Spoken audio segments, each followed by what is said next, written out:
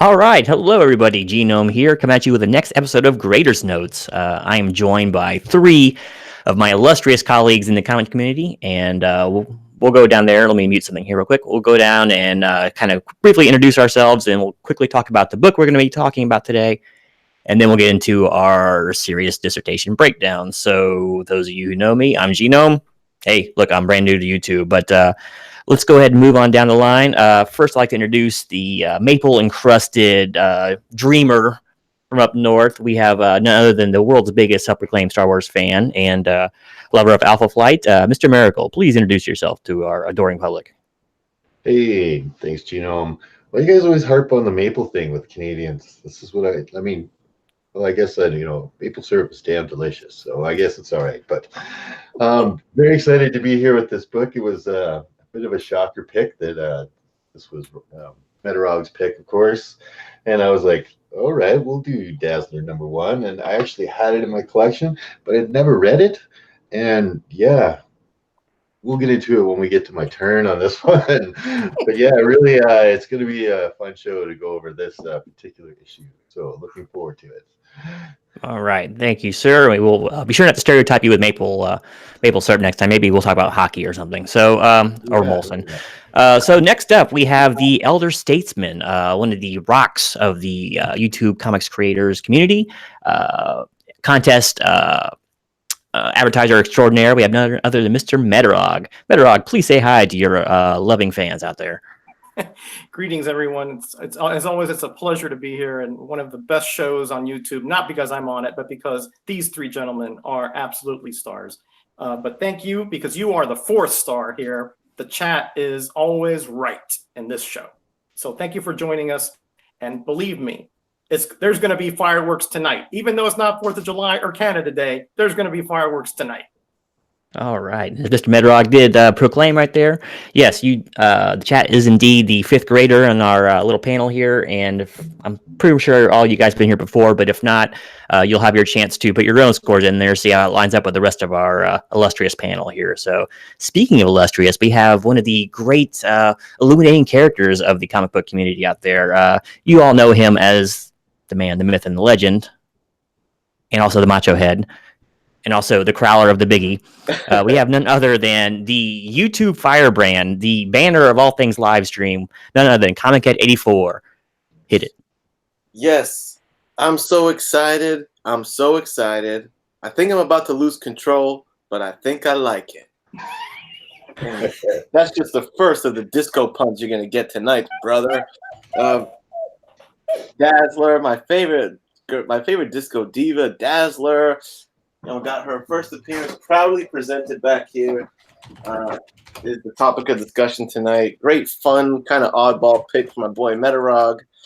Looking forward to this one, man. And really happy to see all the usual, chat gradesmen in the chat, holding it down. We always draw a great crowd here. That's true. We got a real loyal rogues gallery that always shows up here. So much appreciation there. So before we get into our grading, with Mr. Metarog, it is his pick this week, and we're going to go over his book. So if you just want to tell us a little bit about why you picked this book and what we're going to be looking at, and then we will get right into it. Well, the fact of the matter is that this book, regardless of what our opinions are about the content of it, was very important in the fact that it was the first direct sale only comic. Notice that not even in the front or in the back is there a UPC, because there are no newsstand versions of this comic. And so Marvel took a chance at a very budding kind of distribution channel at the time. So I thought that, considering the importance of that dynamic, that it would be good for us to review this and think, well, does the content really match the importance of the distribution or that dynamic? So that's why I picked this comic. Did you just have a roundabout way of saying, did the carpet match the drapes? What were you getting at there? Okay, no, I got you. Something to that effect. Yeah, that's a good metaphor. Yes. Let's see. I'm full of colloquialisms tonight. All right. So, yeah. All right. Well, thank you for that. my lame attempts at humor aside, we're going to go ahead and jump right on in. We're going to start like we usually do with the cover. Each of us has about 2 minutes now to give our likes and dislikes for the cover. And when you hear the sound of the mighty thunder chicken, that means it's time to start wrapping things up. So we got to keep this ball rolling. So we go ahead and keep to... Actually, we'll do something a little bit different today. We're going to go in a little bit different order than we usually do. We're going to go ahead and start off with Metarog. It's your book. Why don't you start off with the cover? Tell us, was the cover a hit or a miss? Well, let's take a look at this, Genome. This cover was done by none other than Bob Larkin, which he does, and as far as I know, he does exclusively painted covers. He did a lot of the Marvel magazines back in the 70s. A lot of great covers at Marvel Preview. Number 1 and number 2 stand out. The Man God issues. He is a painter extraordinaire. This cover here, though, I mean, there's a really nice image there of Dazzler, Alison Blair. She is obviously the headliner.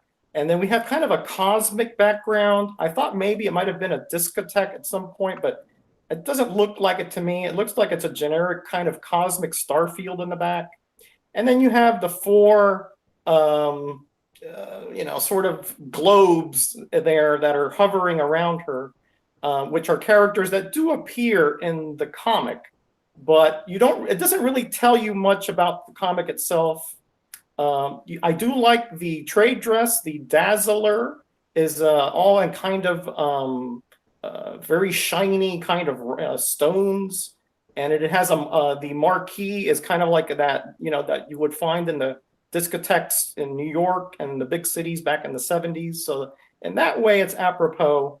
But it doesn't really hit me that hard. I wish it would have had a little more, some kind of a segue into the story rather than just having the 4 globes and they're just faces, floating heads.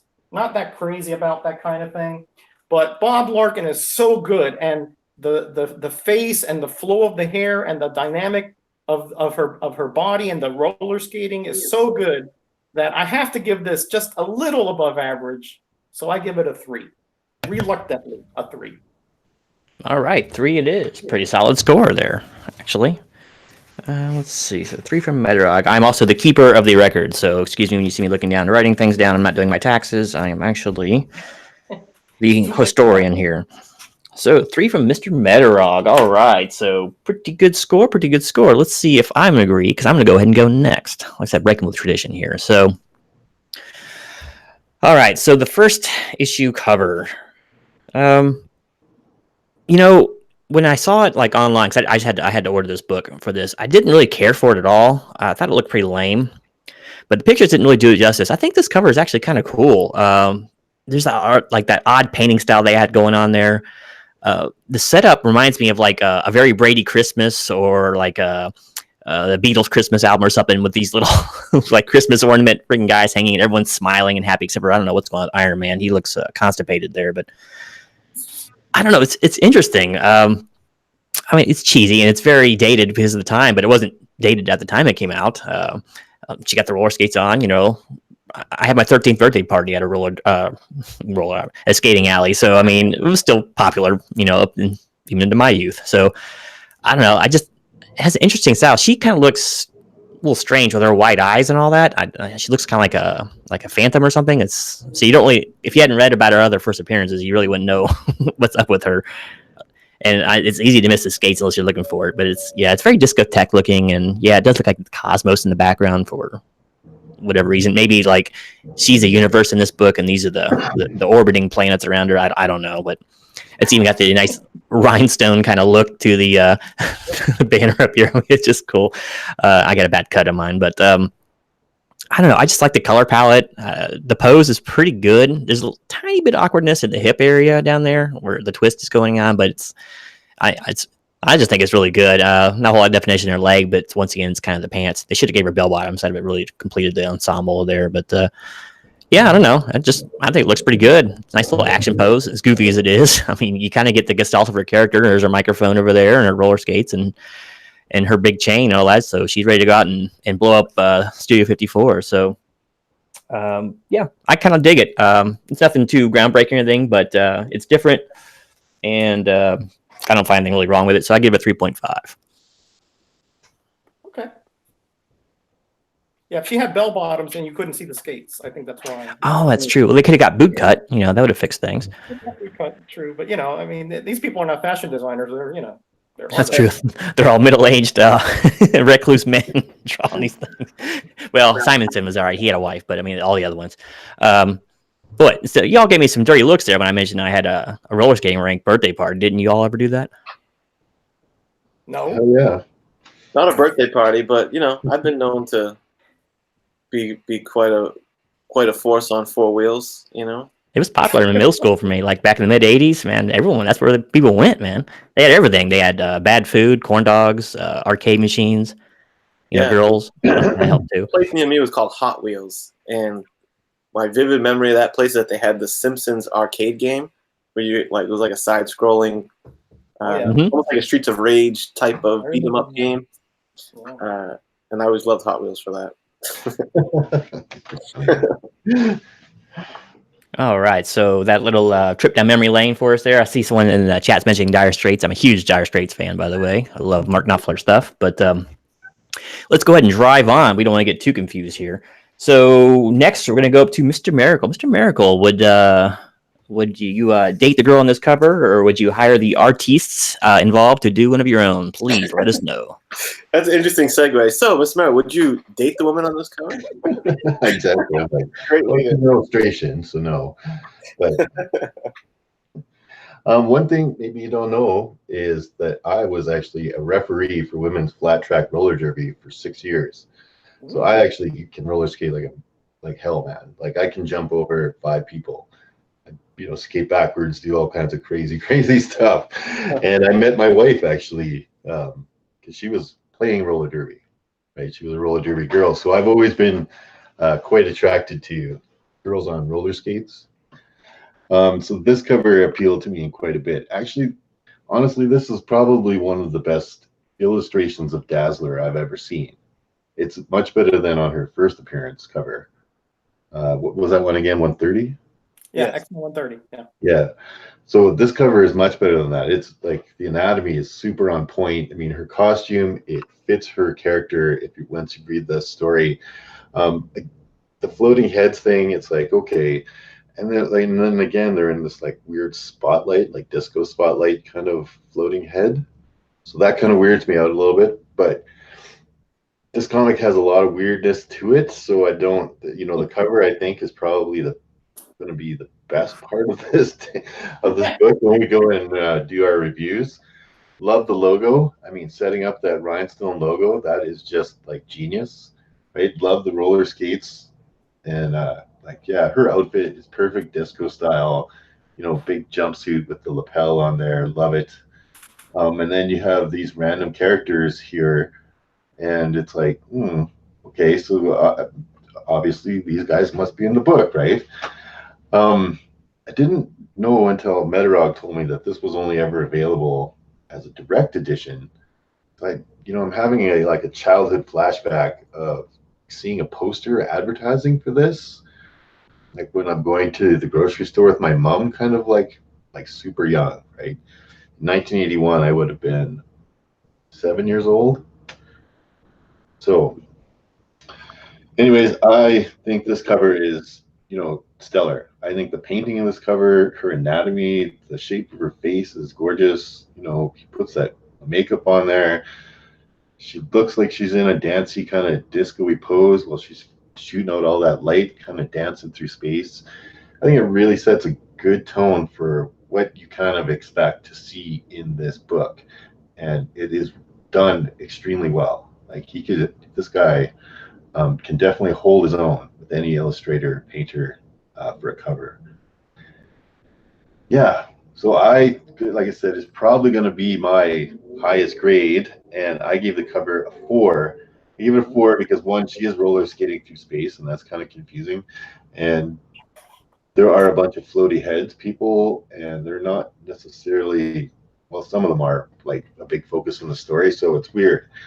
Anyways, 4, that's what I'm going to give her. Wow. All right, 4. And we got a little inkling of Mr. Miracle's troubled past, too. That's kind of interesting. Trouble.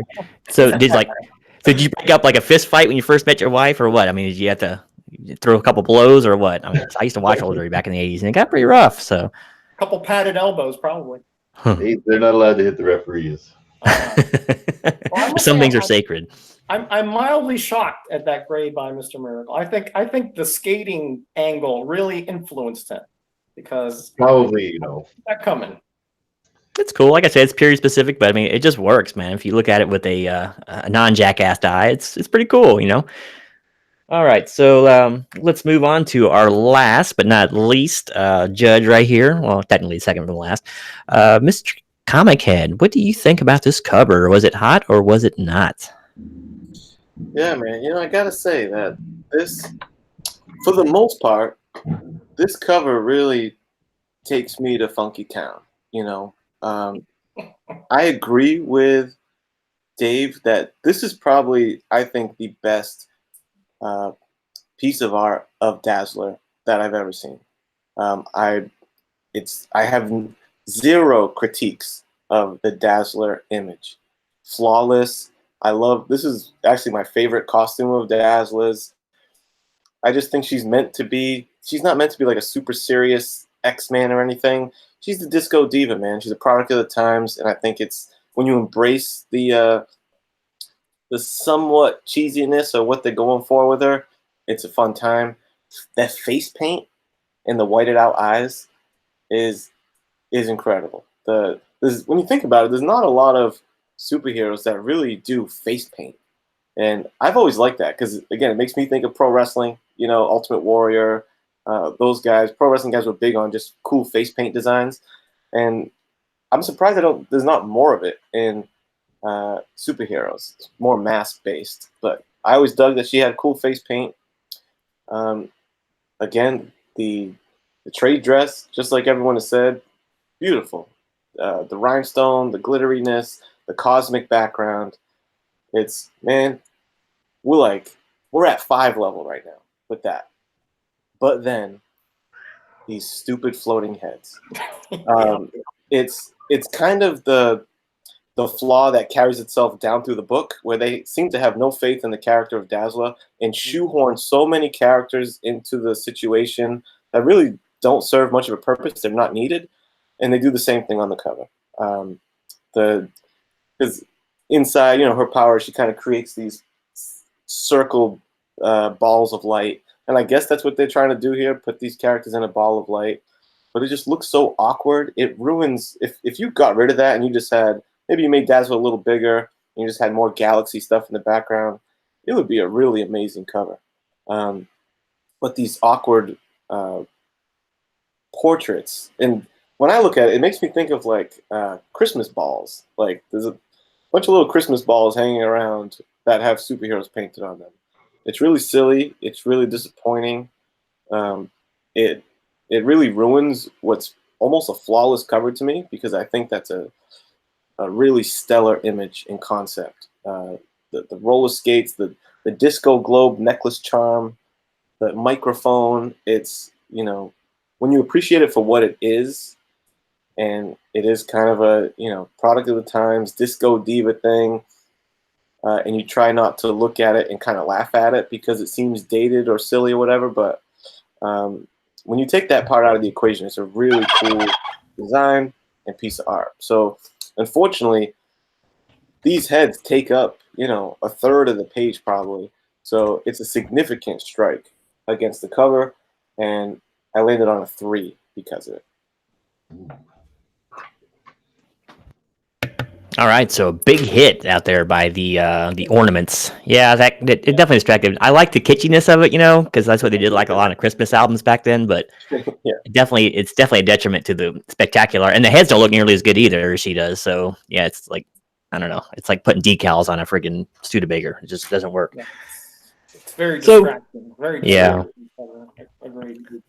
All right. Well, yeah. We go over the finer points of the cover. Now is the time for the 5th grader to cast their vote. So, what do you all think? Is this a 1 or a 5 or somewhere in between? Cast your votes now, and the illustrious ambassador of the comics community will read out your scores, and we'll tally up on the old abacus. Oh yeah. Abacus is on standby. The Thank you. abacus, if you will. Oh, very 70s reference there. Thank you. Yeah, I like the way you had you referenced Pointer Sisters and Lips Inc. I gotcha, Kenny. I gotcha. I lived through the disco era. All right. Yeah. He lived in Funky Town. Yep. There's more where that came from. And she's the dancing queen too. It just perfectly fits, everything there. So Yeah. looks like we got scores rolling in now. Too bad the artist was not named Fernando. Yes, it's too bad. We had Alfredo. All right, ready?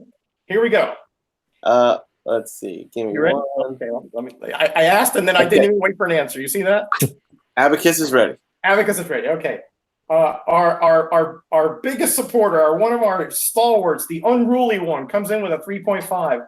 Raul, the winner of the Burke Family Tournament, comes in with a 3.5. The Gray Man, the soon-to-be 50-year-old, 3.5. What Thomas Wayne, 4.3. Come on, Thomas. Is that a 4 or is that a 4.5? Get off that fence, boy. Yeah, get off that. Let's go. You got to be decisive in this show. We'll wait for that one, Kenny. Steve Whiting, the AOK master himself, comes in with a 4. Tim, the comic collector, Archie fan extraordinaire, 3.5. Super Russ 9000, who's going through his whole collection and sharing it with us, 3.5. Werewolf by Lunchtime, who is here full time tonight, all the way from down under, 4. And Thomas Wayne is just laughing at us. He's big. We'll pick it for you. You got 10 seconds. I think we round up. 4.3 is closer to 4.5 than it is 4. Yeah, I guess so. So Thomas Wayne at 4.5. Yeah, good scores for the cover. Mm-hmm. Wow. They really like that cover, guys. I guess those floating heads bothered me and Kenny a lot more than it did them. No, it bothers all of us. Like if I do that cover improves quite a bit. Yeah. I know. I don't blame you, because if you kind of just focus on the main part of the cover, it really is something special. Like it's almost flawless. I agree.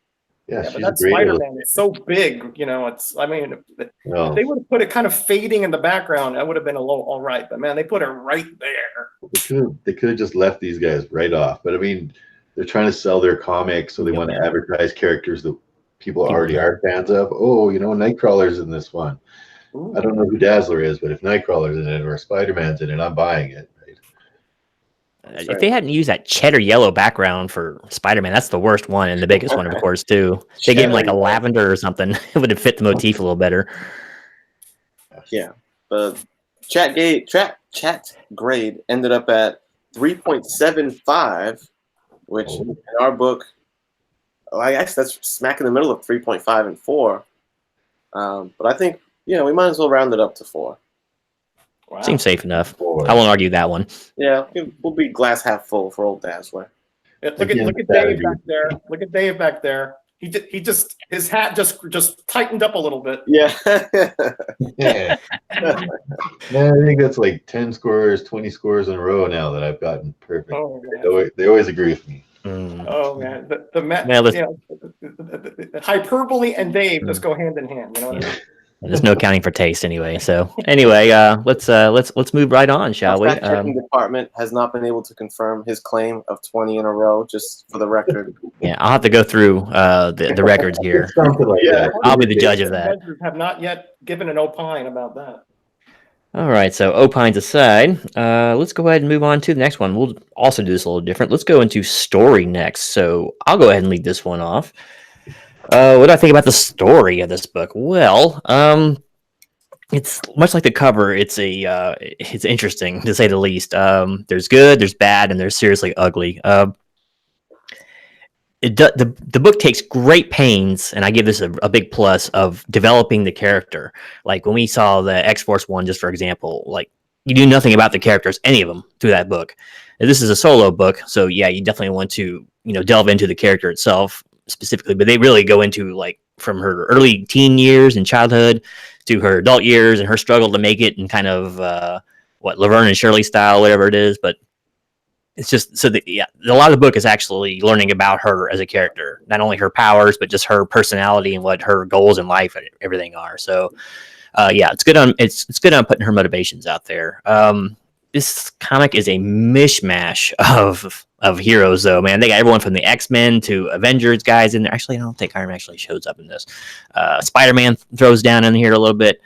They brought in everybody to try to to help bolster sales, just to make sure, you know. So I mean, that's fine. That usually works for them. It didn't really fit that well. Like at the very beginning, there's a fight with Dazzler and some street thugs. We don't really find out who they are in this issue, but Spider-Man basically has to come rescue the day, and she should have mopped the floor with these guys. So it kind of takes away a little bit of her. It's like, well, why did he have to save her? You know, this is her book. She should be like exerting her dominance and showing people what she can do. But I don't know. It's interesting. It's like the what's his name? I can't remember his name now. Joseph Campbell, kind of the whole hero's journey. You know, this hero is going through tribulations, and she doesn't really win in this one yet. She kind of wins at the end, but there's more to come. But it's just a long, slow build up, and it's almost a self-contained story. But they made it so you know keep reading the series and all. So I don't know. Story's okay. There's some real goofball stuff in there, of course, and some of that's period specific. But a lot of the dialogue is really hammy, and this falls into the real bad trap of every hero that's introduced having to explain their power set a little bit in some offhand way, and that kind of takes me off because you don't need to do that with Spider-Man. You don't need to do that with Nightcrawler or the X-Men. People know who these people are, for goodness sake. So, yeah, we had like a whole Danger Room segment, which is kind of strange too. But anyway, I don't get too far off on tangent. So, the story was okay. The parts that were actually dealing with Dazzler were easily the best, and everything else was kind of it's kind of extraneous, and I didn't really care for it much. I gave it a 2.5 just because they did such a good job with her. But if it wasn't for like all her character traits being out there, it would have been a 2. But I'm going to go ahead and give it a 2.5. Wow. 2.5, right down the middle. Average story, Gino. Yep. I mean, her story was actually pretty good, like I said, but everything else in there just felt so tacked on for the most part. So anyway. So next, Dave. What say you? Was this story Melville worthy, or was it a pulp from the 30s kind of worthy? What the heck happened in this story? Like, this story is weird. It's weird. Usually you get your story where they're trying to build their character and get Allison and everybody into Dazzler, but here she is, like, okay, I get it. She's not battle trained, right? So Spider-Man saves her, but like she's like running around, shooting lights at these guys, putting on roller skates in an alleyway. Doesn't understand why this. All of a sudden, boom, we're in the Danger Room. Okay, so they're talking, oh, all these mutants. Then boom, we're in flashback with Daddy, and then boom, we're at a high school dance. I think we're at a high school dance, and then you're like, okay, high school dance. She's singing, she's doing her little light show, and thugs break in. Like what? Who's and start baseball batting all the dancers and kids. I'm like, oh yeah, right. So Dazzler ends up taking care of them, but blinds everybody. But like, who's ever been to a high school dance where a bunch of gangsters, busted in and started hitting everybody with bats? And then boom, we're off to Asgard, and it looks like the Enchantress is setting up some big evil plot or whatever, and she's got something in mind. And but really, what she has in mind is getting a job as a disco singer, and she's up against the Dazzler. The Dazzler only knows about this job because for some reason the Beast decides to bring the article over, even though he's never met her before, and just be like, here, I figured you'd like this job, Dazzler. What? And then so she's up against the Enchantress and this weird sort of American Idol-esque sing-off for the job. And everybody's going like, oh, the Enchantress is so hot, but Dazzler, you're the best singer. It's like, what is really, really going on here? And of course, the Enchantress is all pissed off she didn't get the job.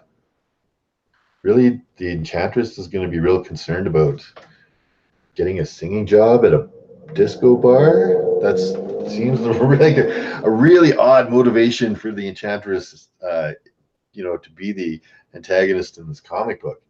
My favorite part of the interior of this comic book is that it had this. It always has one of these old Mile High Comics advertisements. Love reading these things. Fantastic Four 48, $40. No, $25. Giant size X-Men, $60. X-Men 94, $15. Hulk 181, $20. Oh, if we could only go back in time and know what we know now, right? However, because this story just is so weird and goes off the rails, in my opinion, and doesn't do nearly as much to expand on Alison Blair's character and like focus on the Dazzler, like it just keeps pulling her away, and this doesn't seem like it's completely her book. So 2 for the story. There was a few things in here that was okay, and the dialogue is just so. I think that's probably what I liked the most, was I was laughing at the dialogue. I'll get these jab turkeys, but You did call everyone turkey. anyway, 2 for 1 for the mile high ad, 1 for the colorful language. All right, we got 2. We got rather disparate joining of the grades there, but I like it. I like it a lot. It is fun to look at. I'm surprised 181 Hulk back then was $20. That still seemed pretty high for, what was that, 4 years old, that book? I know it was That hot. was Mile but- High. Mile High almost doubled the Mhm. price of the stuff. But- It was cheaper than that. for And sure. it's actually a really interesting story how he got those Hulk 181s. If you ever go online and look up that story, it's quite interesting. But yeah, you could like $20 though. Now we think we just blow our mind. That's just so cheap. Yeah. Yep, that's speculation. So you gotta love it. All right, so moving right along. Kenny, what do you say, man? Was the story within? Was it definitely the hero's journey, or was it more of a Smurfette meets Babette at the Navy shipyards? Well, considering that we are family, I will just be honest with you about my thoughts on this story. Much like the cover, I actually really enjoy the Dazzler parts of the book. Like there's different kinds of comic entertainment for me. I'm not going into a Dazzler book for what I'm going into a Batman book for. So I'm down for the ride. I actually kind of am amused on it being dated, and especially it leaning into disco culture is funny. Even though the couple music references they make in it are not disco. They mentioned Pink Floyd and Billy Joel, when you think she would be listening to disco music. So I thought that was weird. But the stuff that covers her, I thought her opening part in the alley was my favorite part. And the first Spider-Man cameo, that cameo was okay. I thought he had genuinely funny dialogue. I understood that he kind of swooped in to save her. She even says, "I'm a singer, not a fighter." The light show she puts on, they kind of explain that she turns her little transistor radio on so that she can work with those sound waves, and because her powers work in tandem with sound waves to turn them into light blasts. So that was cool. In the flashbacks to her past, like the high school that got ran into, I think that happened to the high school on the other side of town here in Massachusetts. It happens, Dave.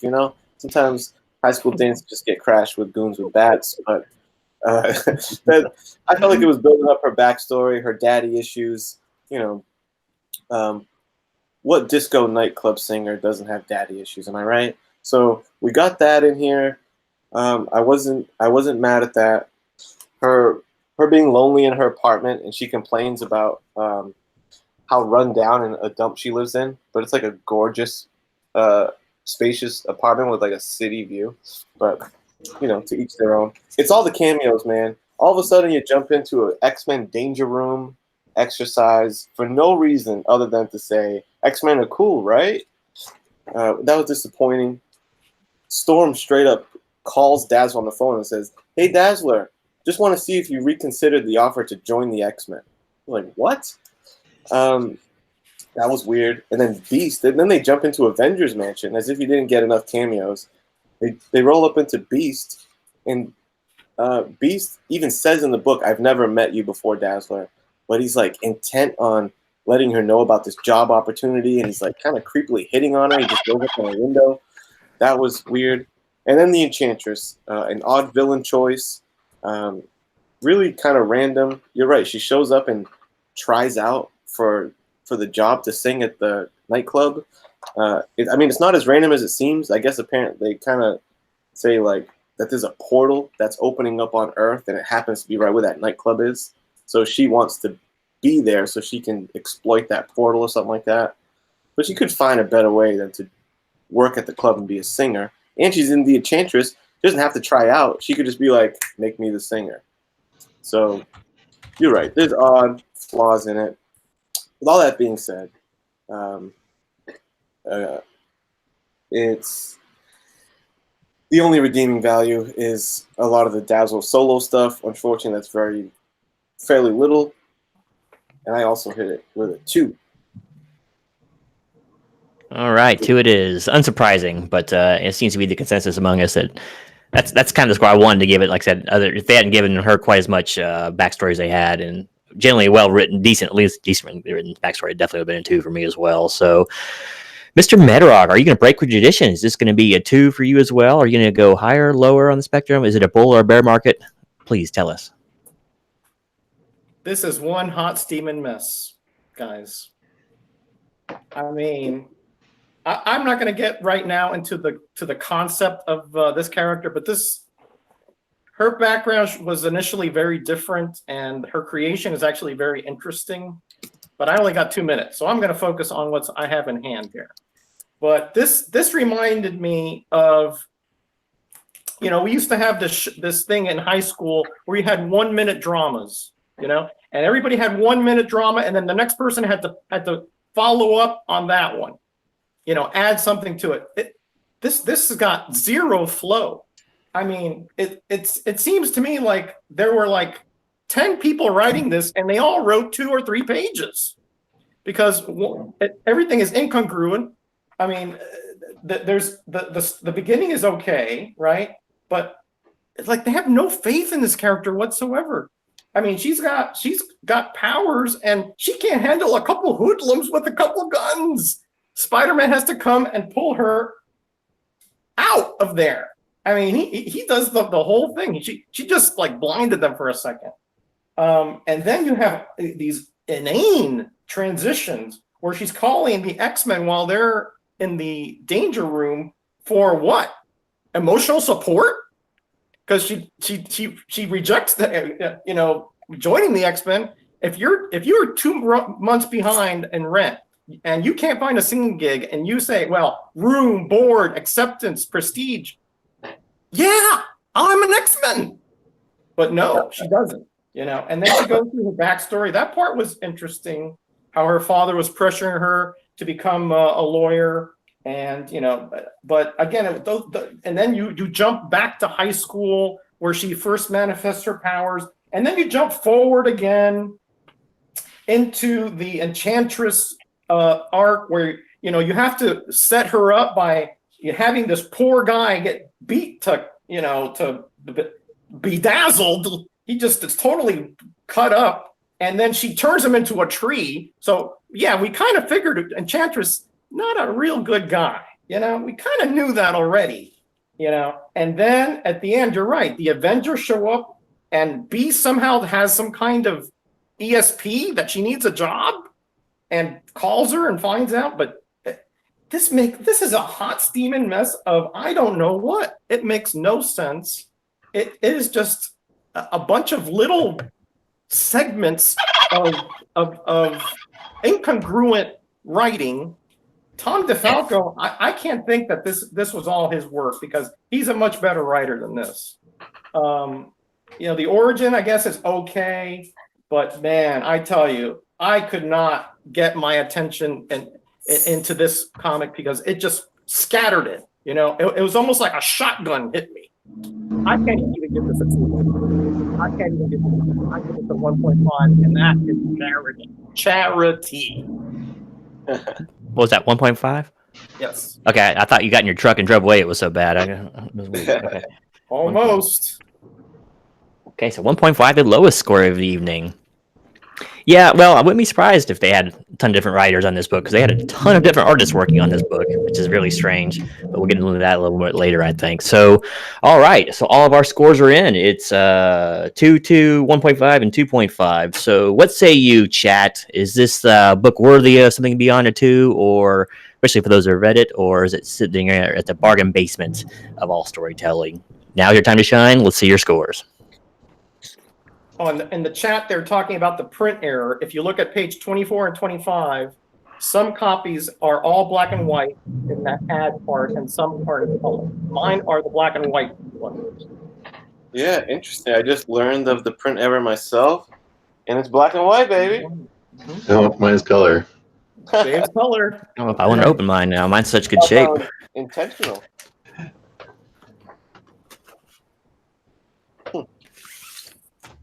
Let's see what Genome has. What page was it? The ad there, 24, Black and white.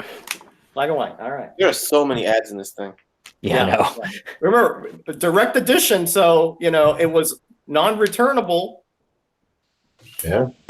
So that to advertisers, I guess that makes a little bit of a difference because they got that full page, full spread in the middle there for Mile High. And you gotta love the Daredevil fruit pie adventure.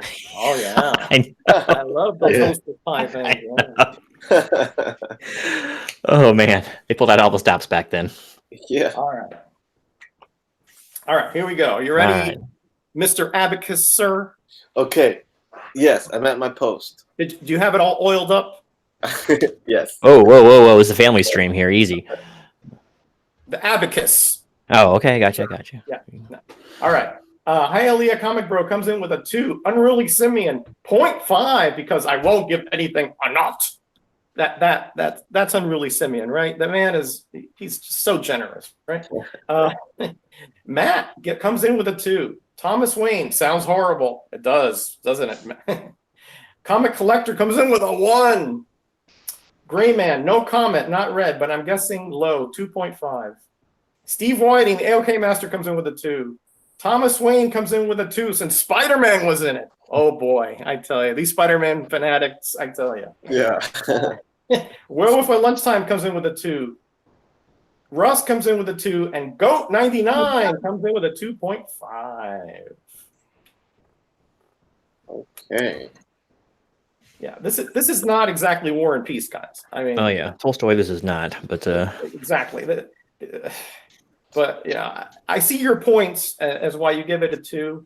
But man, I tell you, if there's a more disjointed comic, I can't think of it right now. Oh yeah, terrible. All over the place in this story.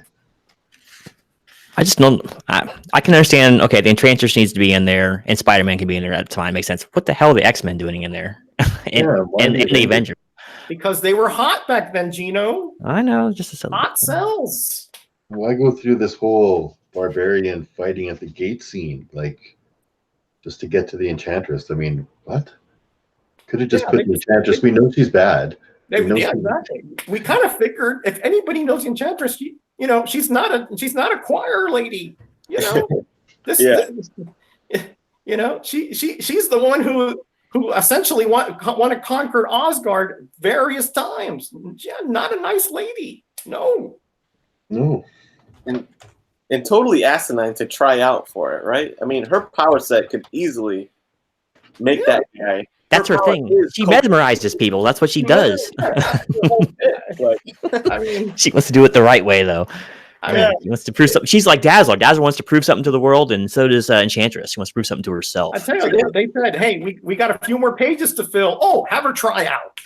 Yeah, something like that. It would actually be funny if like Enchantress is this really evil woman, heartless, but the fun fact about her is she really secretly has a singing desire for a singing career. That would actually be that's like her one like kind of humble part of herself. The chat grade came to a 1.85, which on Graders Notes we round that boy up to 2.0 from the chat. All right. I know. Chat still pretty much staying with the consensus here, keeping things modest on that one, as it well deserves. if you've never read it, just read it for some chuckles sometimes. But I wouldn't buy the book just to read the story. Let me just tell you that right now. So it's all over the place. Her stuff I still think is fairly decent, but everything else is just so strange. But anyway, This maybe is one that if you buy it, put it up on your wall, frame it, and keep it there. Make sure it's nice and tightly closed.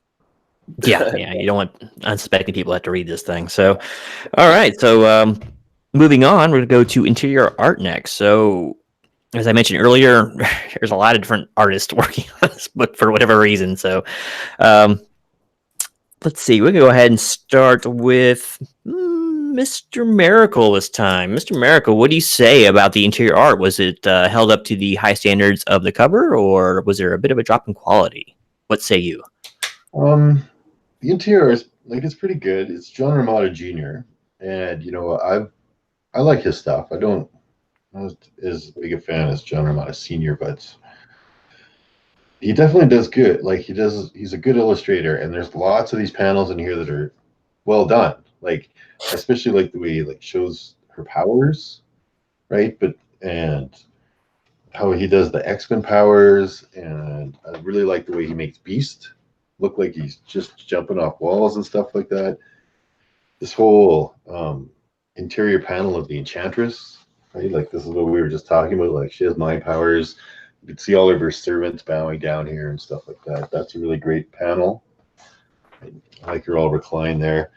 So the interior art definitely, it's not the same caliber as the cover art, but a cover artist probably spends as much time on the cover as the interior artist does doing all the illustrations interior. Right? It's a different process for what they do for the cover. Yeah, it wasn't for this fucked up story. The art is good. You could definitely be one of those. It's not super great. It's typical John Romita Jr. Like I said, he's never been the best artist of the Bronze Age. But he's certainly not the worst either, right? So I don't see any really fucked up panels. He's got some really good shots of Beast moving around and Wasp flying around. Those are good shots, and yeah. Sorry, I'm kind of trailing off just reading to myself here. Sorry, everybody. You gotta yell at me when I do that, David. But yeah, the interior art, I thought, as a Bronze Age comic, there's nothing wrong. It is pretty typical. It was nothing that I would say was a standout kind of interior art. And yeah, I ended up giving it 2.5, right down the middle. Right? It's serviceable. There's some good scenes, but there's not anything really great. I never found a panel in the book that really stood out to me. That reclining Enchantress is okay. But other than that, there's no real standout element here in this interior illustrations for me. The illustrations in this Hostess ad are better. Yeah, they are pretty sweet, aren't they? Yeah, Daredevil, he had some pull, man, with the Hostess guys behind him. So He Johnny Punk he was a great supervillain, by the way. So all right, so we got a 2.5 here 2.5 from Mr. the Miracle. interior art. Well, Kenny, can you improve on that, or was he aiming a little too high?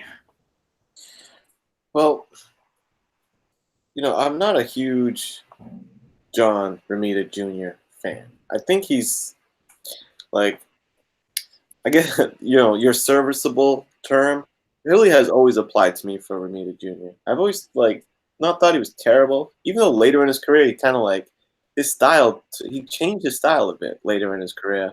I don't know if I'd say for the worst or not. I don't know. I think maybe in the beginning he was just really influenced by his dad, and then once he got into his own, he kind of developed that kind of weird flat nose style that he has now. But anyway, so his stuff normally doesn't knock my socks off, but it does the job. But there's some stuff that he does well. His panel layout's pretty good. This page when she's let me click my screen so I can clearly see what I'm showing you.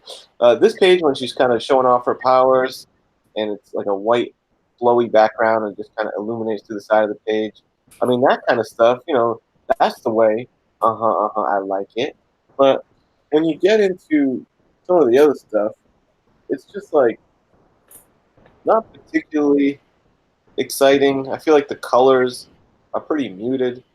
Um, for mine, I don't know if it's like printing quality or not, but um, a lot of the dialogue and like the text is kind of tough to read. The colors all look kind of muted and stuff. Uh, Nothing looks really crisp or clean to me in the book, and I don't know if that's like printer error or not. When he draws the X-Men decent, a page like that, which strikes me as just kind of a bland. The color palette, just, I don't know, makes that a boring page to me. Um, there are some cool, like in the beginning, he does throw in some cool details here and there, like when the thugs are coming through the alley, that guy's got a little afro pick in his hair. I thought I got a little chuckle off that when I saw that. The Enchantress page, her in her lair, was the highlight for me. Like you had mentioned, Dave, I just love the design of her little throne there and the carpet that runs down the stairs. The followers bowing. I love that panel. Again, it doesn't. I don't know if it's the printing of it, but it doesn't feel that clean to me. I don't know if I'm describing that right, but I really love that panel. I thought that was well done. Great detail, great body posing, all good stuff. I mean, he shows expression pretty good when he needs to. The poses of the body are pretty decent. So there's not a lot to really bash about it, but there's not a lot to write home about, So I think if I called it down the middle, 2.5 would do it a little bit of a disservice because I do think it's a bit above average. But I fell on a 3 for the interior art of Dazzler. All right, 3, just a slightly above average. That's still pretty good. Good. I mean, I'm having trouble with English tonight, so yeah, I agree. Nothing really wrong with it, but nothing really blew your skirt up, so as it were. So, Mr. Metarog, do you agree with this assessment of the ones who spoke before you, or would you have to be a little bit harder on this, like you were on the story? Well, let's take a look at some of the specifics here, guys. Right? There are definitely some. Like I think it was Kenny who said his layouts are pretty good. I agree with that. They are pretty good. I don't have a problem with that. His transition is bad. The story does sort of have some congruency that way. This I think you showed this pose here, and I think that is spectacular. Just really well done with the lighting effects and the skates. Very, very statuesque there, Alison Blair. I like it, right? But, right here, look, that her face there looks kind of odd, almost like it's compressed there. And her stance is very unnatural. And I think the inking here was just a little too heavy-handed. And the colors, I think, Kenny, you said, they're either too dark or too light. They don't really hit the mark. And they're just a little bit off. Just like they're not quite in phase with the part of there's some nice little bits like this African-American gentleman with a comb in his hair, and then when Spider-Man hits him, it flies out. I thought that was a nice little detail that you don't see all the time. Romita can definitely tell a story, although I'm not a biggest fan of his. But I think here, this is very young. This is when he was very young. He hadn't really done a lot at this point. I didn't like the X-Men really part. I mean, Kitty, look at the face there. It looks very odd. That nose looks like it was molded out of clay. Storm there looks like her whole torso has been compressed somehow. He's off the mark there. It doesn't look like he was very motivated. Look, kind of he's going through the motions here. It's serviceable, to use my esteemed Genome's lexicon, but it's nothing that I would say should have been on a book like this, that they're trying to really, drive through the importance of buying a direct market and helping out the LCSs.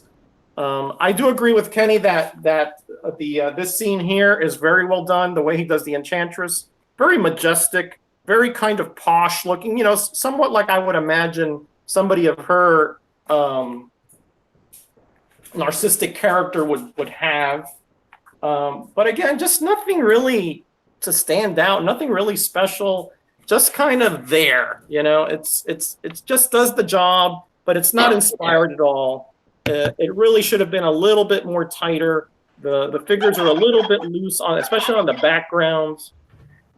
Yeah, I'll give it reluctantly a 2.5, just because I think that those couple poses of the Enchantress and of Alison Blair are just so well done. But he was totally uninspired in the rest of the book. So 2.5, average all the way through. All right, 2.5. So, yep. Basically, the score is in keeping here. And hold on a sec. My stream seems to have locked up. Give me 1 second. There it goes. So if I missed some chat here, I am sorry. Yeah, 1,000 subs, Dance Comic Collector. Yeah, it's going to be a little while yet. I figure at the pace I'm going, about 3 more years, I should be hitting that. So, I guess that just leaves me now to try to pick up the pieces and see if this book can rise like the phoenix from the ashes. So, yes and no. Serviceable is a great descriptor of this book. Well, actually, a lot of it is. But as for the interior art, I'm just going to say that it reminds me a lot of like a Conan book. You know, this almost has like a Buscema feel to it, the inside. Just the inks and the layouts and everything and the way the hair is drawn. But there's a couple of good stand-up panels. You know, I don't need to reiterate everything. The Enchantress one is amazing. But for every Enchantress one, you have like, I don't really hurt this thing. It's in really good shape. You have this awful X-Men renditions. I mean, man, they look awful. Just every face is wrong. It's just bad. And actually, that's one problem I have with most of the art inside this book is a lot of the faces are just off. I don't know about the shape of them. It's just strange. Metarog mentioned looking like a piece of clay, and yeah, some of their faces look like clay. Especially the tertiary background characters, man, they're a little bit rough, some of them. But I mean, other than that, it's just solid. I'm not a huge a lot of people give Romita Jr. a hard time, but he's done some pretty good stuff, and he's worked on some pretty famous books too. So he even did some Punisher stuff later. I actually liked his earlier stuff better, I think, than some of his later stuff. To be honest with you, he went a little too abstract, I think, when he got a little power under his belt, and he could just draw however he wanted to. But so I don't have a problem with too much of the inside. It goes from just above mediocre to pretty good on a couple panels, but nothing that really sets the world on fire. I mean, there's not a whole lot left to talk about on that. I give it a 3. I've seen a hell of a lot worse. And for a newer artist like he didn't do bad. And they gave him the reins on what was going to hopefully be a flagship book for them. Something else interesting is I think this very first panel, right here, splash page or whatever, with Dazzler, I believe 3 different artists worked on this. And Romita Jr. did the face. That's it. That's all he did on this. But if the legend is true, so I thought that was kind of interesting. But maybe they didn't trust him completely at the helm. But anyway, yeah, I give it a 3. A little bit better than average. Nothing to write home about, but I'm not going to knock it for being average. At least it's better than being bad. So 3. Okay. We're in agreement on that, Gino. All right. So here we go. We got our scores in of 2.5, 3, 2.5, and 3. So we are split right down the middle. So it's up to the chat to be the tiebreak. So what say you, chat? Was this thing aggressively mediocre, or is it merely serviceable? You tell us.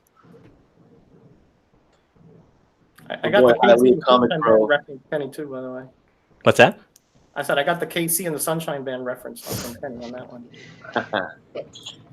I met him, actually. He lived down in Miami, close to where I live. Oh, really? Yeah, cool guy. Yeah, cool guy. Oh, I'm sure that he had to be. With music like that, he must be cool as hell. Yeah, cool guy. Yeah.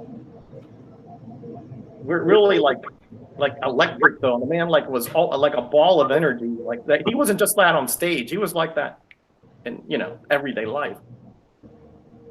Did he play at your high school prom or anything? Or I didn't know him that well. I mean, okay. My cousin's best friend dated him. That's how I knew him. All right. couple degrees of Yep. separation. So we got some chat grades rolling in. So Miss Chat Metarog, grades if you be so rolling in. kind. The chat is on fire tonight. Can you say fire? I'm sorry. I just saw what was that Tom Hanks film where he's out Castaway. Castaway. Sorry. Oh yes, fire. Look what I have created. Fire. All right, here we go. Thomas Wayne, 3.5. I've seen much worse. So have I, Thomas, but Yes. could have been a lot better. Okay. 3.5. Unruly Simeon, right down the middle, 2.5. Russ comes in. My buddy Russ comes in with a 3. Tim, I hope your daughter's doing okay. 3. The Gray Man coming in with a posh 3.5. Hialeah Comic Bro, downgraded even from us, 2. Werewolf by Lunchtime, 2.5. Goat 99, 3. And I think that's it. All right. So while he's tabulating up the scores here, we'll go ahead and just give you a glimpse of what we're going to be looking at next. So we've actually gone over cover, interior art, and story. So we have 2 categories left, and the next one will be concept. We'll get into that a little bit, but basically, does this book do anything new? Did it do something exciting? Was it just a sales booster, or is it just another relaunch? I guess that's all sales booster too, but so that's what we'll be going over next as we wait for the tabulation. Yes, which it landed on 2.875. Between the chat came through with a 3 and agreed with me and Genome. Broke my streak. Ah. Yeah, there goes your streak. All right, I'll send everyone's money out here who voted with us here after the show. So Finally, the streak is broken. yeah, it looks like chat's been pretty much in agreement with us for almost every category here. So that's either a good or bad thing. I don't know. So okay, let's go ahead and keep on moving. So we're gonna start off this one with Mr. Kenny. Kenny, let's talk about the concept of this book. Was it a real brainstorm, or was it just kind of a fizzle? Well, I'm glad you asked. Let's see.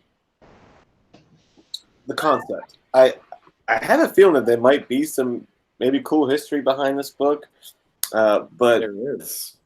I really only am looking at it at a surface level here. But there was one thing that I heard. I remember hearing this a while back that maybe they were thinking about tying Dazzler into like a real life pop star or something, but I don't know if there's anything to that. But There is. besides, I want to learn some more about that. As far as what we're dealing with the book here, I think 1981, the creation of this character. I guess they just wanted to turn the beat around and see if they could create this kind of kitschy character to strike on the make it seem hip. I think they were really aiming for hip with Dazzler. I'm not sure how well that succeeded because during the time that they were being put on the racks, I can't speak to what her feedback was. By the time I started getting into comics, Dazzler was already a little bit of a punchline character. I don't think she has any real claim to fame. Her only claim to fame in my world was the big arcade cabinet game. That was the only respect Dazzler got, even though no one really picked her. But she was in the game, so that's her X-Men moment for me. Other than that, no real highlights for old Dazzler. They had, as far as concept goes, they had zero faith in the character. And I'm going to put that into the concept category, that they felt the need to shoehorn all these cameos in and make people care about the character, which was disappointing. Because that was decided in the boardroom. Let's throw everyone else in the mix here. But yeah, aside from all that, I still to this day, even though I don't take it very seriously, I do think Dazzler's still a fun character and a unique character. I don't think there's many characters like Dazzler. So I'm going to give it a 2.5. Down the middle for old Dazzler. Wow. Nice. Oops, I got the wrong Sorry, I had the wrong cell there. So 2.5 for Mr. Comic Head. Yeah. Yeah, seems fair. I mean, what more can you say about the character? You know, what? There's more to say about the character. Maybe Roger has something to say about the character. So, yeah. what say you? Was this concept amazing, or was it simply less below serviceable? Well, unfortunately, the timing here is the problem. By this time, disco was pretty much dying or dead in 1981. And I was around, so I can verify that one. But really, the history of this character is very, very interesting and very, very strange. Essentially, Marvel wanted to have her tied into a real-life singer.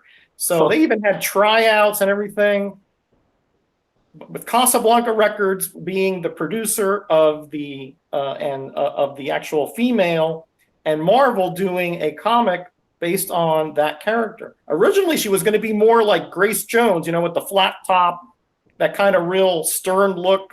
But Casablanca said, nah, that's not going to help. That's not going to work for us. We want her to look more like Bo Derek.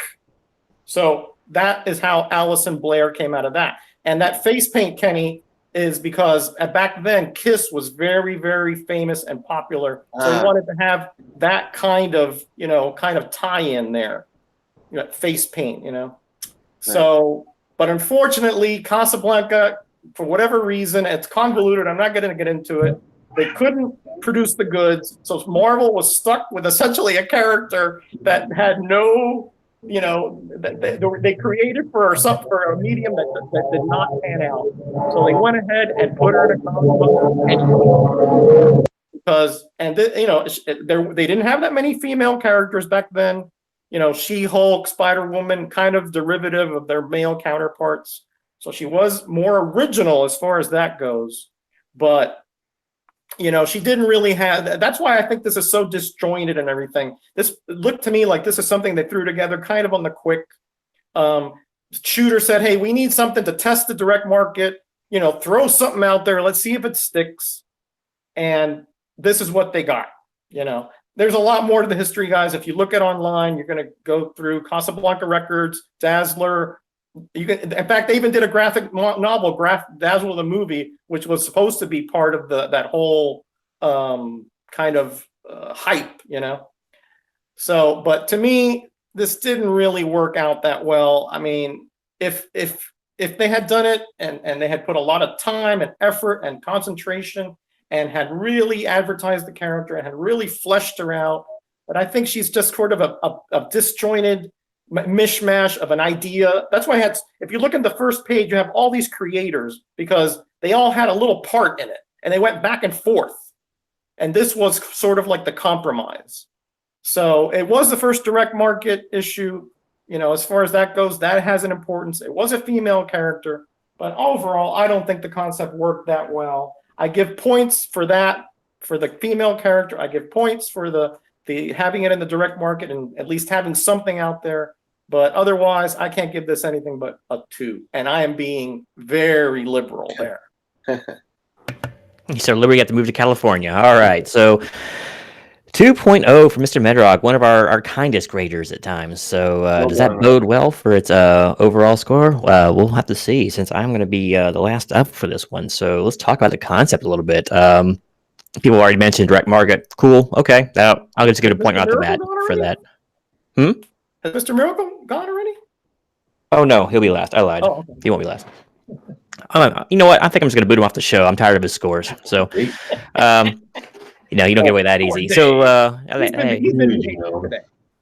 Sorry. Well, I got messed up because I wrote in the wrong cell. Now it's got everything all jacked up over here. But yeah, so we already mentioned the direct market things. That gives it a point in its favor. I'll add a little bit to its score at the end of that. I won't really delve into that much more. It was a big deal. But this once again reeks of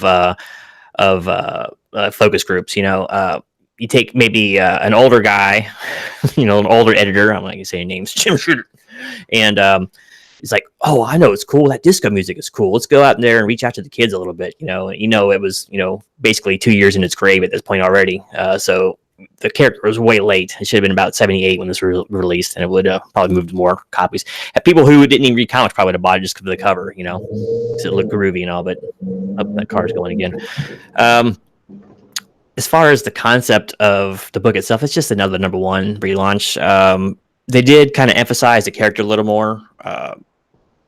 So instead of just putting her in how many cameos, they actually just said, you know what, she had a little bit of heat when she first was introduced. So let's just go ahead and jump right into a solo, and that wasn't really done too terribly much back then. So especially on like a more minor mutant character that was kind of almost unheard of. So it kind of went out into somewhat untested waters. I've always liked the character of Dazzler. I liked her redesign much better back in the late 80s, early 90s when she got the blue costume and got a haircut and all that. You know, the bandana could have gone. But I thought she had an interesting power set. And then, they actually increased it to make it actually something that was usable later on. Like she can actually make force beams, I think, whatever, out of the sound. So, they gradually upped her to being, beyond Jubilee level. But the book itself didn't really do anything different. It's just basically a random hodgepodge of established characters trying to, push a new character into the public lexicon, and maybe to differing results. The book probably sold pretty well. I think it kind of failed because she's mostly an unknown character as far as the X-Men goes. Probably because she was so underpowered for so long that people don't pay attention to those people. She was pretty good in the arcade. I used to play her in the arcade, so don't say everyone didn't play her. But I also played Donatello in the Teenage Mutant Ninja Turtles, so I wanted to do it.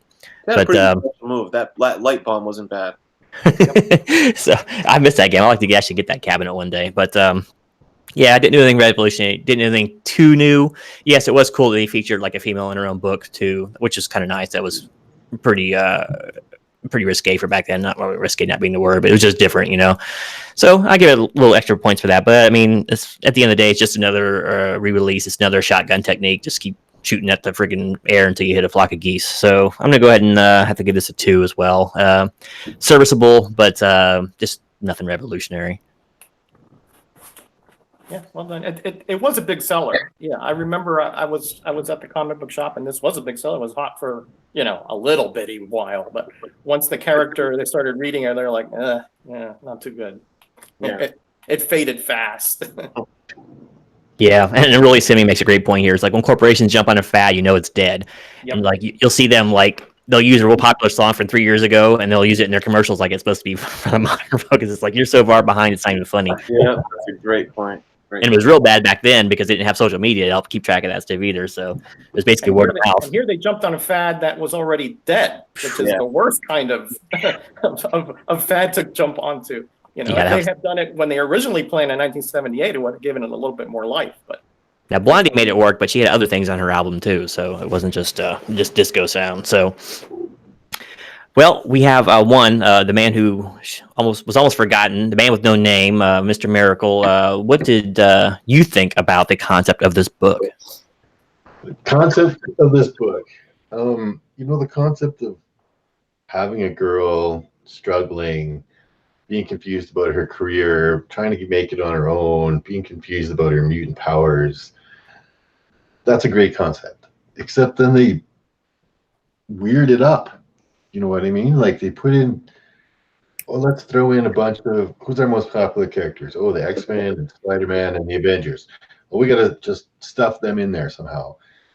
So that concept piece of this book is definitely a money grab, right? Like they're like, okay, we'll put out this new book. We'll tell all of our comic direct market retailers they're the only ones getting it. So everybody will get, it must be limited amount, which is not true. It was quite a high print run. And then we'll throw in all the popular characters so that people buy it, right? And like our book, because they think, here's an X-Men story, and here's a Spider-Man story, and here's an Avengers story. But they really, that really took away a lot of what the potential to kind of express or to show off what Alison Blair is as a character in this book. And, overall, like concept-wise, it's good, but the corporate thumb is in here. The corporate fingers in this pie, you know what I mean? Like it's just, you just tell by the sheer amount of ads and all the most popular characters that we could find. Let's put them in the book, all hodgepodge, just get them in there somewhere. Okay, yeah, and we'll pick a really good cover artist, and that'll fool them so that they'll buy it off the shelf before they get it home and read this terrible, terrible disco story that is a whole thing that's just dying out, right? Like I said, I was like 7 years old, 6 years old when this book came out, so I don't have a lot of memories about disco, but yeah, I don't.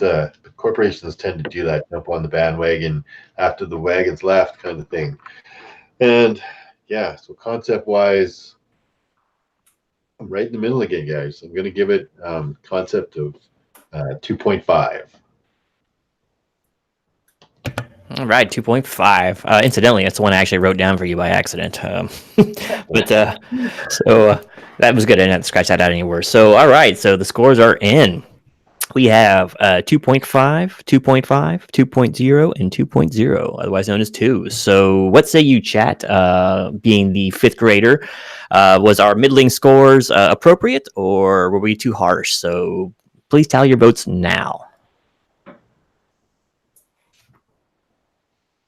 And in the meantime, we'll be coming up on our last category, and that'll be the overall score. So we'll kind of take, sometimes we take the aggregate, sometimes we make a kind of rather subjective score to things, but we usually try to keep it somewhat to the aggregate. So we'll be doing that one next, and then after that, we'll be announcing any future projects that we get coming up, and then we'll also, I'll make sure to stay tuned because we'll also let you know the next book we're going to be going over in 2 weeks. A lot of great Disco Stew references going on in the chat, which I appreciate very much. Disco Stew ain't gonna date Selma. And somebody mentioned the Chicago White Sox Disco Demolition Night. Oh, Yeah. what's that? That's when they had all the Disco Sucks banners in the bleachers, wasn't it? After a game, they took a bunch of disco albums and blew them up in the middle of the field. Oh yeah, I remember seeing something about that. What a weird thing to do. The baseball team did that? It was like a sanctioned thing, or did the crowd? It was a sanctioned thing. It sure was. Yeah. Wow. What year was that? It was in the early '80s, I think. Oh wow. I don't remember exactly. Remember I was a wee lad back then, you know. Wouldn't that be funny? Right when they're trying to launch Dazzler, we got this great idea. She's gonna be right on the heels of all this disco sensation. Meanwhile, they're blowing up disco albums. You know what? I didn't actually get to mention it in my review. I was running out of time. I think they actually based this off the Monkees. I think that's what they were thinking about with this book, because that's what their TV station did. They created a rock band. They knew it was popular. The Beatles were popular. It's like, so they created a fictional, basically, band, and they built music around it. So that's what it sounds like they were trying to do with this book, is just create, another Monkee, actually just create a new pop star out of thin air. So I wish they did, man. There's a funny video online where they're playing a Kylie Minogue, right? Australian pop diva. She has like some really disco heavy song, and somebody, I think if you put it in Kylie Minogue Dazzler or something into YouTube, they're almost making it as if like they have a lot of clips of her in like white suits, like the classic suit, and then they show a lot of imagery of her with like the paint photoshopped on her face with a white outfit. And it almost looks like a Kylie Minogue Dazzler video. And it lets you know what, almost could have been. Pretty cool. All right, Kenny, ready to do the hustle? Yeah, man. Yeah, I'm ready to do the hustle. Or are you going to rock the boat? No, I'm not going to rock the boat on this one. Not with you on it. All right. Then let's go. Comic Collector comes in with a 2. Now, we're talking about concept here, guys, right? Yep. Unruly Simeon, 2. Werewolf on Lunchtime, 1.5. They don't like it down under, Thomas Wayne, 2.5. Russ comes in with a 2.5. Goat 99, a frisky 3. And the Gray Man, 2.5. She could have been massive if the singer thing happened. True. Imagine if there was a singer tie into a comic. That could have been pretty massive. Didn't she have that song like na na na na na na na na? Wasn't that her? Kylie Minogue, yes. Yeah. Okay. I thought this vision just popped in my head of her dancing around. Yeah. I think that's it. Okay. I can work with that.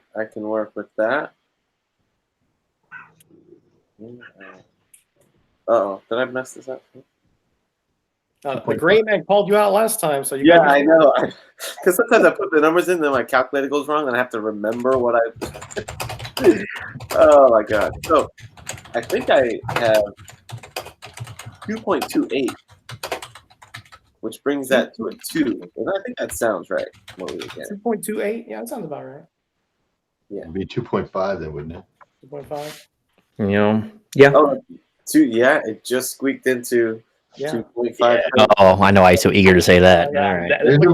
Look at the wry smile over there. Yeah. He's on another streak. He's on another streak. Get back on track here. Oh Yeah. man. I think of I'll it tell you, different. the small victories. Not my fault that Chad has good taste. Huh. Yeah, we won't hold that against him. So, all right. So we're going to go ahead and move on to the final category, and that is the overall. So, like I said, each of us grades is a little bit different, either aggregate or subjective, but we'll go ahead and start this row with Mr. Metarog. Mr. Metarog, what do you think is your overall score on this? Okay, Genome. Let me go over real quick what I said. Cover again. The figure of Allison Blair, extremely well done. I kind of like the little disco techie kind of theme going throughout. The Starfield, it's a little odd for the story, but those Christmas ball vignettes, whatever they are so distracting and so floating head horrible. I could only give it a 3.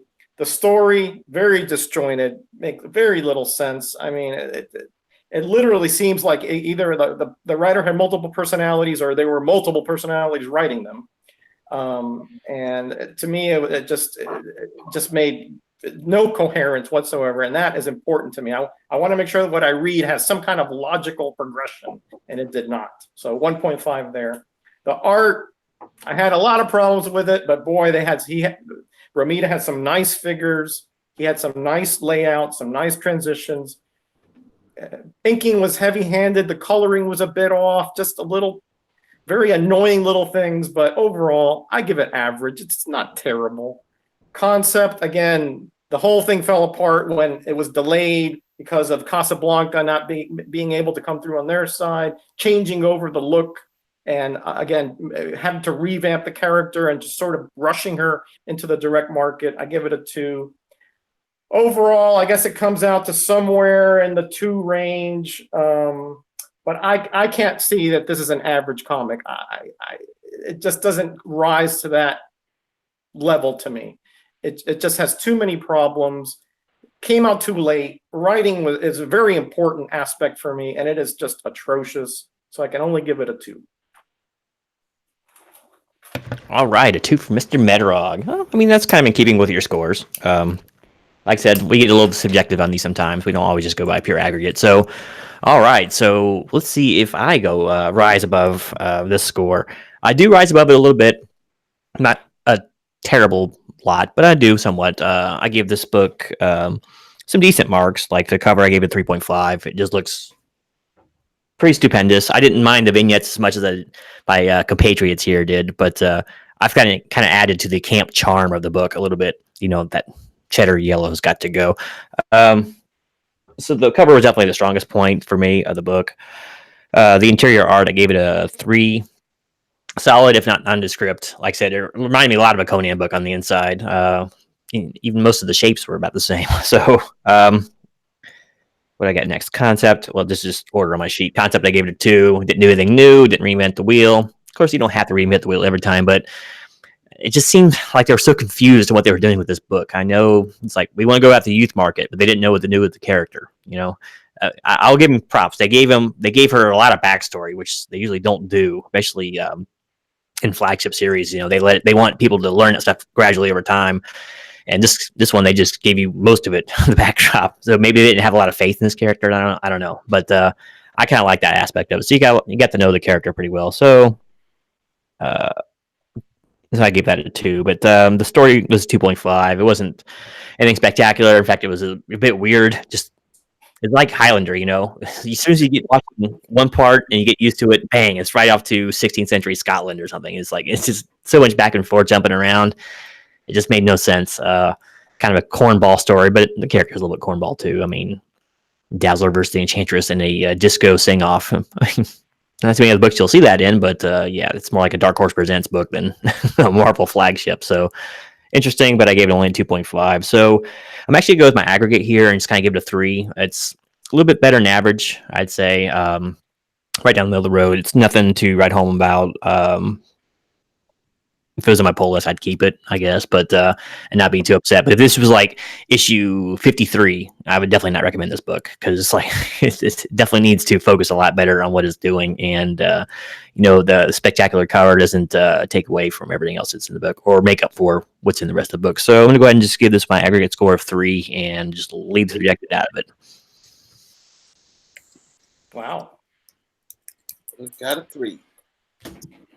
All right, so 3 coming in hot. So let's see if Mr. Miracle agrees with my assessment. Do you want to go subjective or are you going to just go aggregate, my friend? You're muted. You're muted, bro. Dave. How's that better? All good? Yeah, sorry, there was a really loud motorcycle that went by. I muted it for a second, forgot it. For me, overall, the cover really, helps to pull it way up. This cover, minus the floating head Christmas balls, the interior art kind of stayed the course. The story just takes it way off the rails. I mean, man, what can I say about this disco queen? She's broken my heart of glass. I've got the night fever when I'm staying alive. Right? I mean, it's overall, it just hits the middle of the road for me. But I really do like that cover. Concept wise, again, it seems like a money grab, but it had a lot of potential. So the concept is middle of the ground, but the cover just gave it just a slight little kiss of an edge for me. And yeah, I gave this just above the middle of the ground. And overall, a 3.0. I mean, the story is awful, but it's definitely one of those kind of books that I like having in my collection. You know what I mean? The Bronze Age #1, of course, is always collectible, but yeah, I went middle of the road with this one. Did knock my socks off, but I wasn't real angry about reading it like I have been about some other issues that we've taken a look at. And yeah, middle of the road, boys. 3.0. All right, she's still staying alive here at 3.0. So, all right, so to close out our overall scores, we're going to have our illustrious Macho Head kind of hit us with a, I won't use the acronym, promotion here to let us know what he thought about the book itself. Yeah. Well, to recap, the cover, the cover was hot stuff. I was into it aside from these guys, these eyesores. So, unfortunately, they ruined a good thing with the cover, but it's, even in spite of that, which now that I'm really thinking about it and having to grade the book, it bothers me even more than it used to, which is going to always taint my enjoyment for this cover.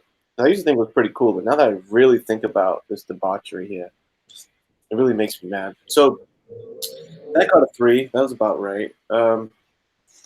Inside the story. Yeah, the story was pretty wonky, man. Really wonky. Disjointed, I think, was the best description I've heard, courtesy of Metarog. It was shoehorning, man. They busted out the old shoehorn. They got every, like Mr. Miracle said, who's the 3 top selling guys at Marvel? X-Men, Spider-Man, Avengers. Let's get them all in the book. Not just pick one and let her ride a little coattails. Let's put them all in the book. That's an Al Bundy level shoehorn right there. Yeah. Yes. That is poke high, 5 touchdowns in a single game level shoehorn. And then you got people acting out of character like Beast, creepy Beast, stalking her, rolled up on her window. Made me feel like I need to go to the YMCA and take a shower after reading his scenes. The Enchantress is another random YMCA. Now you are having high school flashbacks, aren't you? All right. So that was the story. The art.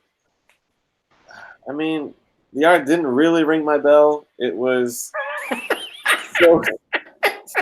The art. I mean, Romita Jr. just doesn't totally knock it out for me, but I appreciate it enough to give it the 3 because it's not, it's not Alien versus Predator bad. So concept, just kidding, Gino. I just got kicked in the balls again. Look at this. I'm just teasing. The This concept, chat is over. Oh, sorry. oh, that's right. We're on his channel. Better be careful. The concept.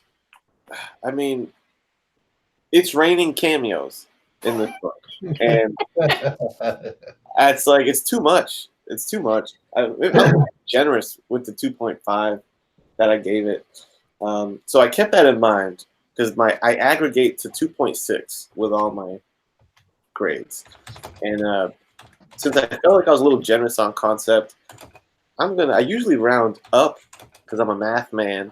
No, I'm not, but I'm gonna round down to 2.0 for this book. I didn't give it the benefit of the doubt, even in spite of my grade. Granted, it was a 2.6, but by aggregate, I'm landing on a 2.0 for Dazzler #1. Wow. Oh, It's amazing what 2.0. happens after the love is gone. I know, right? That was a quick whirlwind romance, too. Well, we've got our scores in. We got Mr. Miracle coming in with a 3 overall. We got Comic Head coming in with a 2 overall. Metarog with a 2 overall as well. And myself with a 3. So we are split right down the middle. It looks like about 2.5. So what say you, chat? Does this rise above mediocrity, or is it just toil down into the doldrums of really bad ideas? Please throw us your scores now. I never would have thought that I would have had on this one a lower grade than Mr. Miracle Dave over there. Yeah, that's a good point. He never ceases to amaze me. Now remember his hair, man, in the roller skates. It just I'd say he's got so much bias right now. It's not even funny. I didn't know that. I didn't know that about the roller derby angle, or else maybe I would have picked a fishing character or something. if I see a woman walking down the street and she's got that Farrah Fawcett hair, it's like, I'm all over it. Yeah. Who knew? Who knew that Mr. Miracle had a kryptonite? Is your kryptonite, what's her name? Homegirl from Boogie Nights. Oh, hell yeah. Yeah, right. Homegirl. His eyes light up. Oh, yeah. I don't tell you that, brother. You know how how antennas perk up, when when you want to focus in. That was the day. Oh yeah. Oh yeah. That was like a Macho Man almost. Oh yeah, it was so good. Yeah. There was no vacillation at all there. It was succinct and to the point. Yeah, I mean, man, this story just sucked balls. So yeah, it was the pouch. But you gave it a 2, right? I know. I give it a 2 because I did like the development of Allison's character. I do. And some of the dialogue was crazy, and I think my other score was for that Mile High Comics advertised. Yeah, that's right. Yeah. So it's not a real solid 2 there, but oh boy. I love the fact that Danger Room has a direct line. That's so cool. That's very handy, Yeah. That's back before telemarketers were really bothering people. And it comes out in the Danger Room while the room is in danger. I know.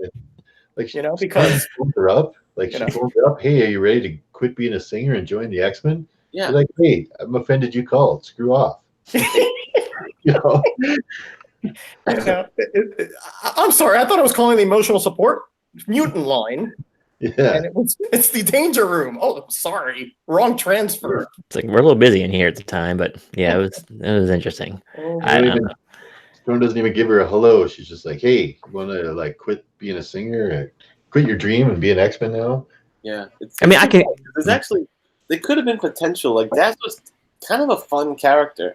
I think so anyway, and I think putting her out like after Disco's height could have been really funny if they went a little tongue-in-cheek with it. Like they probably should have had give it the John Byrne treatment. Let John Byrne write. You know, He'd have made her a time traveler or something. Yeah, make her like tongue-in-cheek, funny. Don't worry about slamming it with cameos, and just like the struggling disco diva mutant could have been a ton of fun on its own. You know, There's a disco singer in the mid '80s. Yeah, there's a what if with Dazzler in which she becomes Galactus's herald. Do you have that one, Dave? I do. Yeah, that's a fun little read if you ever get a hold of it. Oh yeah. oh, that's funny. well, I'd say it's about time to start tabulating our scores from the chat, if you would be so kind, Mr. Metarog. All right, looks like we had a few drop off here. It's getting late here, guys. Unruly Simeon, the man is a rock. He stays with us from the beginning to the end. There is nothing that can defeat this man. 2, Werewolf by Lunchtime, all the way down there. He's also a rock here. 2, and Goat 99 came in a little late, but he is finishing strong. 3, he sounds very sentimental to me. Not great, but memorable. Interesting. And the Gray Man staying up in the wee hours of the morning for a 2.5. Gray Man, for those who don't know, was a inaugural member of our panel, by the way. Correct. And he's still, as far as I'm concerned, welcome back anytime. And Super Russ 9000 is also says average 2.5.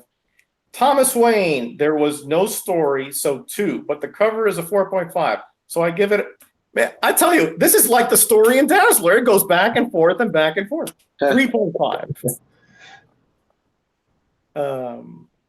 Thank you guys for sticking with us and for participating. It really does make a big difference when we know that the best grader is always the last grader. Indeed. I got 2.58, which just shaved above 2.5. Well, actually, no, 2.58 means it'd be 2.5, right? Yeah. 2.5. Yeah. All right, so chat's basically in keeping with us. In fact, that's our aggregate score is 2.5 for all 4 of ours overall. So well done, chat. You are definitely walking in lockstep with us. So it was interesting. I'm glad you suggested it because I remember liking the character, but I've never actually read this issue before. So it's so nice to go back and look at these period pieces, man. It's like, and when you grade it, you really try to put yourself in the mindset of, okay, here's what I was doing in 1981. This was actually still somewhat cool. You know, maybe the comic book nerds it was. Maybe they hadn't got the note about Disco yet, but yeah. So I know I really enjoyed it. I mean, for as bad as marks I gave it, it was fun, and I'm glad I have it now. It was fun. Yeah, it was a good pick, Roger. Yeah, I hadn't read it. I hadn't read this book in 30 years, but that's why I kind of picked it because I kind of forgot about it, which is kind of not a good thing. Why I forgot about it, right? But, yeah, I mean, I found it for a while. I've never read it. Yeah. me too. Yeah, so an underappreciated character, somewhat off to a rather inauspicious start, but this is where she got her real big start. So kudos to her. So at this point, we're going to go ahead and kind of get on to what our next projects are going to be, and then we will finish up with announcing the next book we're going to do. Next book will be picked by Mr. Macho Head himself, so we'll announce that in just a moment. But so actually, if you want to lead this off, Kenny, what do you got coming down the pipe? Oh, no live streaming. That's for sure. But I think I'm going to link up with my man Biggie with a little tag team mega power action tomorrow night. There you go. That's the plan. Last time my internet got wonky and we couldn't do it, but I think we're on for tomorrow.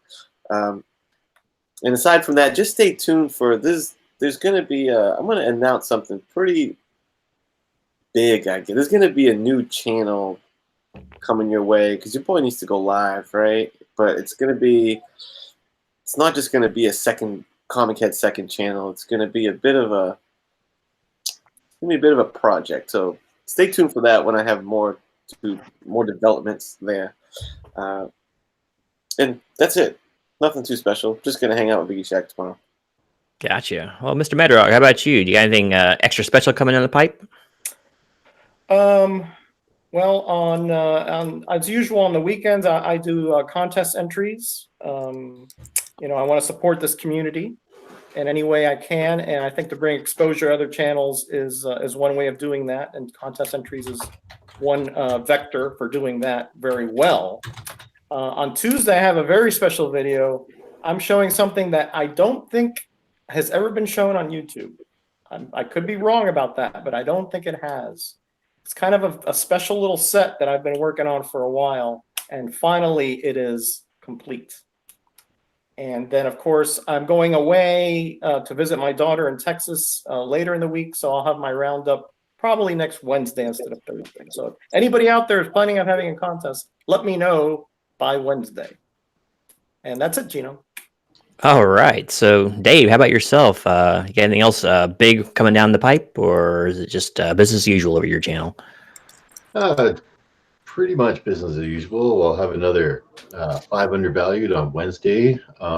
Should be pretty soon. Be my turn on Slab Down. I don't know if we've got a set date for that one.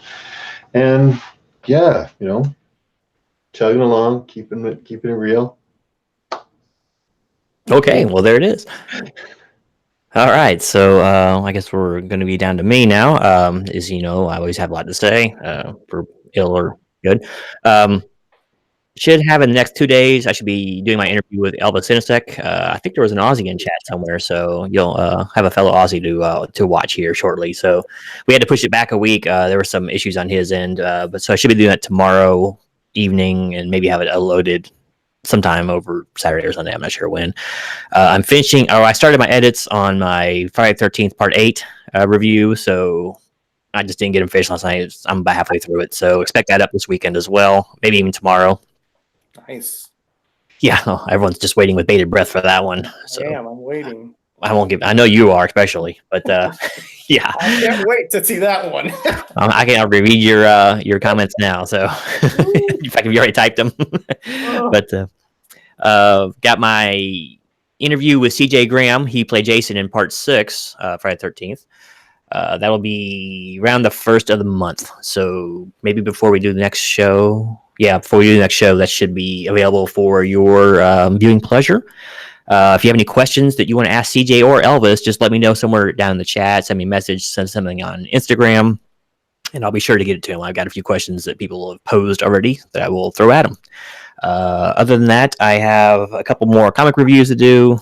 I'll probably do I want to do Punisher 2099 pretty soon. I've been wanting to get onto that book for a while. And then just give you the random ones that I pick up. But that's pretty much it. And I also got... I also want to do an old arcade story, like one of my retro reviews that I do of me growing up in the 80s or whatever. But we got talking somehow about Mortal Kombat and the cabinet. So I want to do a video on that because that really took me back to a pretty crazy 2 months of my time. So anyway, that's about it for me. So... Fatality. Fatality indeed. Kenny, if you'd like to let the chat know what our next book is going to be so they can follow along with us. The next book, we're going to fast forward 33 years in the future after the publishing of Dazzler #1 to the year of 2014, my friends. And in the year of 2014, a man, Warren Ellis, got his hands on a character that is kind of a cult favorite, and it goes by the name of Moon Knight. And he did took Moon Knight in a little different of a direction, and it was, kind of an interesting title in that time. So, Moon Knight #1, my friends, will be the book for next time's Graders Notes. I suggest you pick up a copy so you can read along.